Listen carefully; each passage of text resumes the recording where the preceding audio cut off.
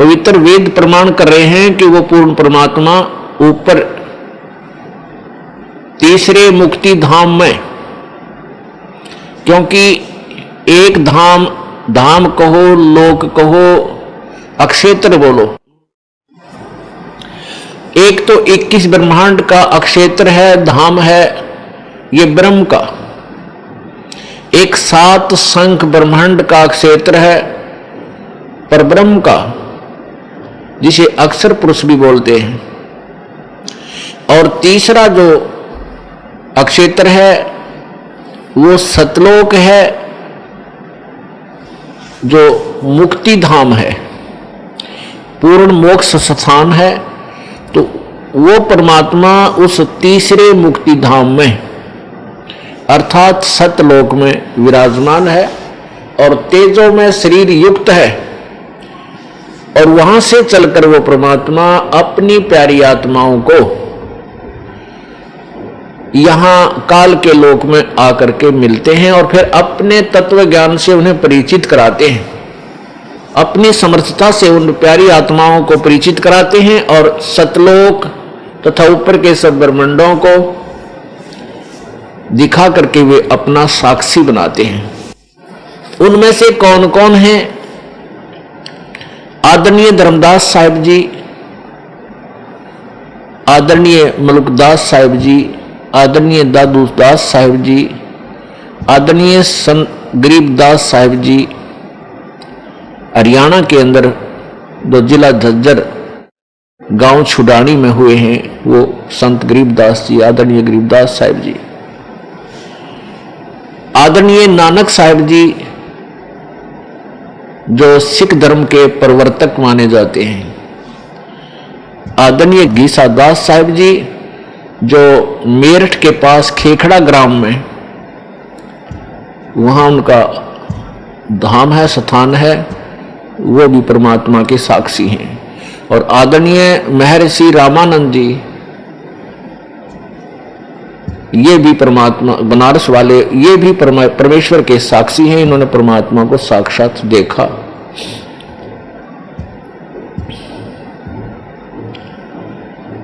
पुण्यात्माओं, हम जिस भी कार्य को करने चलते हैं उसके विषय में हमें पूरा ज्ञान होना चाहिए, तभी हम उसमें पूरी रुचि से लग सकते हैं। जैसे कोई बच्चा ट्रेनिंग करता है, कोर्स करता है, कोई जेबीटी करता है, अध्यापक की ट्रेनिंग, कोई बीएड करता है, कोई एमबीबीएस करता है, कोई इंजीनियरिंग करता है, कोई डिप्लोमा के लिए करता है। तो उस डिप्लोमा या इंजीनियरिंग या जो भी जेबीटी आदि वो ट्रेनिंग करने की सोच रहा है, तो उसके विषय में उसको पूर्व ज्ञान होता है। स्टार्ट करने से पहले उसको पूर्ण ज्ञान होता है कि इस कोर्स के, इस ट्रेनिंग के करने से मुझे क्या बेनिफिट होगा। तब वो बच्चा उस पर तन मन धन से लग जाता है और सफल हो जाता है। इसी प्रकार हमने अपने आध्यात्मिक कोर्स को, आध्यात्मिक ट्रेनिंग को सिलेक्ट करने से पहले ये सोचना होगा, विचार करना होगा कि जिस भक्ति क्रिया को, जिस भक्ति साधना को मैं करने जा रहा हूं, स्टार्ट कर रहा हूं, इससे मुझे क्या लाभ होगा। तब उसको स्टार्ट करना चाहिए। अभी तक हमें यही नहीं पता था कि कौन भगवान है, और जिनको हम पूर्ण परमेश्वर मानते थे वो उनकी स्थिति वास्तव में क्या है।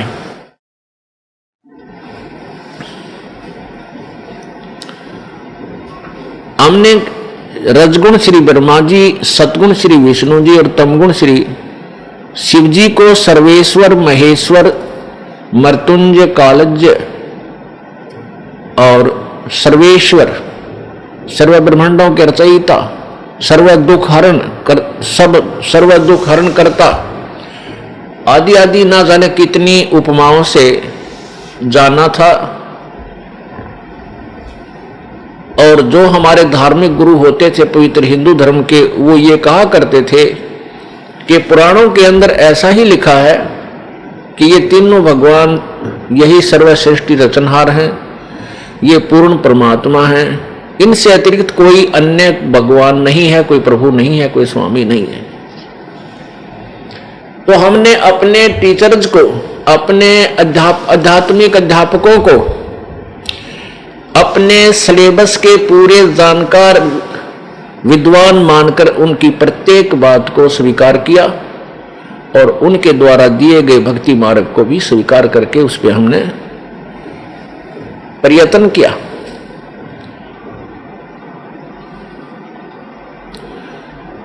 तो उसका प्रतिफल क्या रहा कि मानव समाज में गिरावट आती ही चली गई।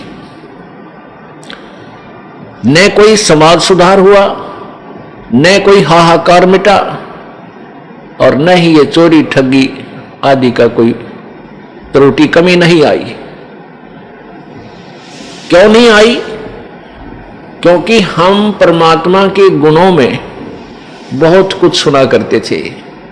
परमात्मा अंधे को आंख दे दे, परमात्मा अपाहिज को पैर दे करके पहाड़ पर चढ़ने योग्य बना दे,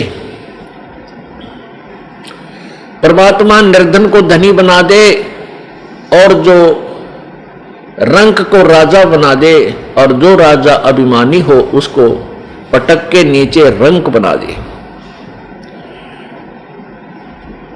परमात्मा हमारे संकटों का निवारण करते हैं, आई हुई आपदाओं को टाल देते हैं। इस उद्देश्य से हम परमात्मा की तलाश करने लगे। इतना ज्ञान हमें नहीं दिया गया था, फिर भी हम परमात्मा की परमात्मा की खोज इसलिए क्या करते थे कि हमारा परिवार सुखी रहे, हमारा शरीर सुखी रहे और हमें गहनाए धन मिले। इस दृष्टिकोण से हम परमात्मा की खोज में यानी भक्ति साधना करने लगते हैं प्रारंभ में, क्योंकि हमारे ऊपर इतनी पाप कर्मों की इतनी आपदाएं सवार होती हैं कि हम पहले उन्हीं से अलग होने की ही चेष्टा करते हैं।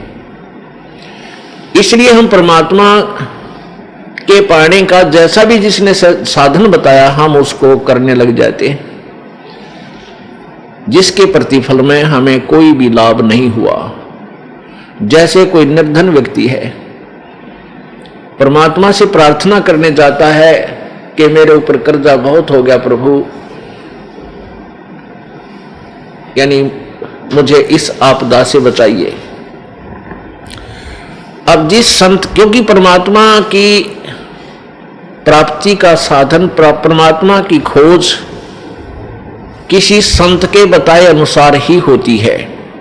ऐसा हमें पता है कि कहते हैं कि गुरु बिन मोक्ष नहीं होता, ये प्रत्येक प्राणी की जुबान पे है, एक आधा नास्तिक ने छोड़ के। तो इसलिए हम संतों के पास जाते हैं कि हे गुरुवर, हमें ऐसा साधन बताइए जिससे मेरा परिवार सुखी हो, मेरे ऊपर आई हुई आपदा टले, मेरा रोजगार ठीक बने। अब उस गुरुजी ने जो भी क्रिया बताई आप जी ने खूब की, लेकिन ऑल इन वेन, यानी सब निष्फल रही।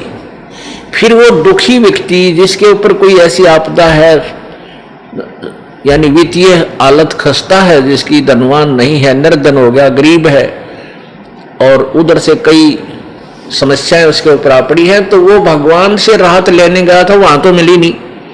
फिर वो क्या करता है? फिर चोरी ठगी जेब काटने लग जाता है। वो सोचता है कि मैं ऐसे धनवान बन जाऊंगा, यह उसकी महाभूल है। यदि चोरी करने वाला और ठगी करने वाला यदि धनवान हो तो फिर कोई भी काम ना करे, वो उसकी जेब काट ले, वो उसकी काट ले जो धनी होता है। ऐसे नहीं हो सकते, ये तो घोर पाप उसके ओर रखा जाता है। जब हम परमात्मा की पावर से, परमात्मा के से जुड़ जाएंगे, परमात्मा की पावर हमारे अंदर आवेगी, फिर वो परमेश्वर की पावर जो है हमारे कार्यों को बहुत ही स्पीड से चलावेगी। जैसे हम पहले हाथ से पंखा करते थे, गर्मी से बचने के लिए हैंड फैन होते थे, और चक्की पीसती थी हमारी माताएं बहनें, हाथों से आटा पीसती थी। और पशुओं के लिए चारा काटते थे, पहले तो ऐसे हाथों से काटा करते थे, और फिर एक चक्कर सा लगा करके उसके ऊपर फरसे लग गए, वो भी कुछ सुविधा हुई। और इस तरह हम कार्य किया करते थे। 2 घंटे चक्की पीसा करती थी माताएं, और 4 सेर 4 किलो आटा मुश्किल तो पिसा करता। पसीनम पसीना, हाथा में छाले पड़ जाया करते थे। और फिर जब हमें पता चला कि ये विद्युत तैयार हुई, विद्युत की खोज हुई,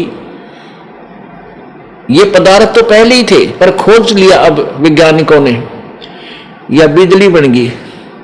इस बिजली से ऐसे यंत्र बना लिए कि एक बार स्विच ऑन कर दिया और चक्की अपने आप खखाट उठा देती है, और 1 घंटे में बड़ी बड़ी चक्कियां होगी, मनमाना 20-20 मन,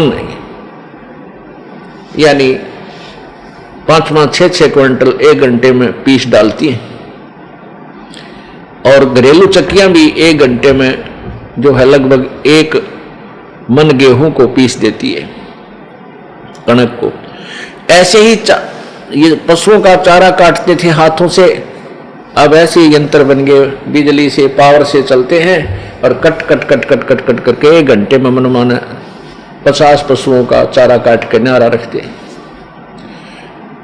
तो पुण्यात्मा, उस पावर ने जो हम हाथ से कार्य करते थे उससे हम कितना करते थे, और उस बिजली की पावर ने कितना स्पीड पे कर दिया उस कार्य को। इसी प्रकार जब हमें परमेश्वर की पावर मिल जाएगी, हमारे सभी रुके हुए कार्य इतनी स्पीड पे और बहुत आसानी से हो जाया करेंगे। इसलिए परमात्मा की हम तलाश किया करते थे।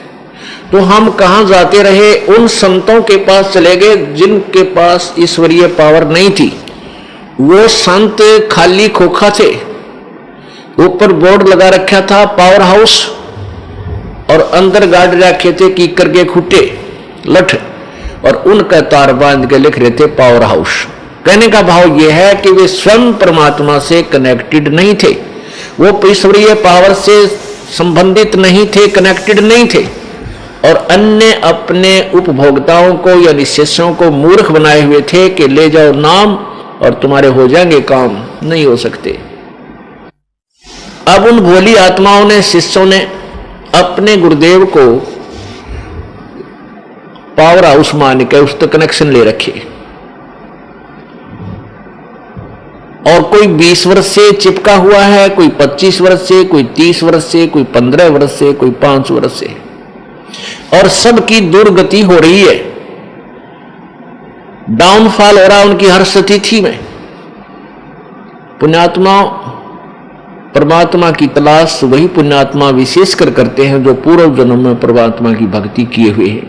उनके अंदर वो कसक विद्यमान रहती है, वो भगवान की भक्ति के बिना रह नहीं सकते। भले ही उनको ज्ञान नहीं है तो कोई ना कोई उन्होंने अपना कोई सहारा अपनाया है, कोई व्रत रखता है, कोई जय गणेश देवा जी की आरती गा के संतुष्ट है, कोई ओम जय जगदीश रे स्वामी जय जगदीश रे, या कोई एक ये बनावटी गायत्री मंत्र बना रखा है ओम भूर्भुवः स्वः तत्सवितुर। इसको ये बनावटी क्यों कहा? वैसे तो ये पवित्र यजुर्वेद के अध्याय नंबर 36 का मंत्र नंबर 3 है, लेकिन उसमें ओम मंत्र नहीं है।